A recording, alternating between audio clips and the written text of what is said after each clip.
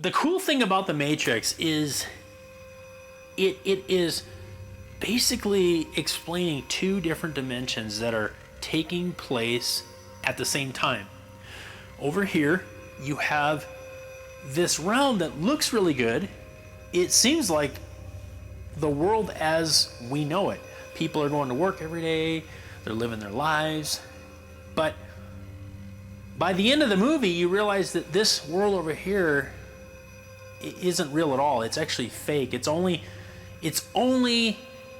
a thought in the minds of the individuals over here that are in captivity. They don't even know they're in captivity. They are being used as pretty much slaves to fuel this computer system that has taken over the world. You know, there's a really good verse that that I have to think about once in a while because it puts perspective in my life. And it says this. It's out of 2 Corinthians 4 verse 18. It says, "As we look not to the things that are seen, but to the things that are unseen. For the things that are seen are transient or very short in lasting. They don't last very long. But the things that are unseen are eternal." You know, it's funny because a lot of times the things we don't see, we don't think about. But do you know there's things in our life right now that we cannot visually see, but we benefit from them all the time? Electricity is a great example. Another example is the wind.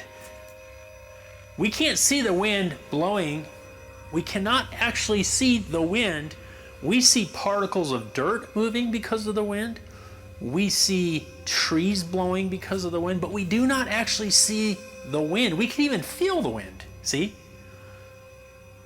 But we can't take a picture of the wind itself. You know, God's kingdom is kind of like that.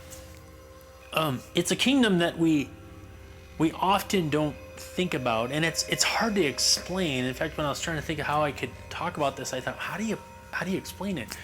And that's where The Matrix as a movie really put things in perspective. God has a kingdom that we cannot see, and it's really up to us choosing whether or not we want to be a partner with him in it. But see, if we decide to not be a part of his kingdom, we're ultimately a part of the humans, as in the Matrix movie. The humans that don't know they're in captivity are ultimately at the mercy of their enemy. You know, God does not want us to be at the mercy of our eternal enemy. God wants us to step into his realm and be a part of his realm that is eternal, but it is a kingdom and a realm of life. Hey, I want to thank you for joining me. I hope to see you next time.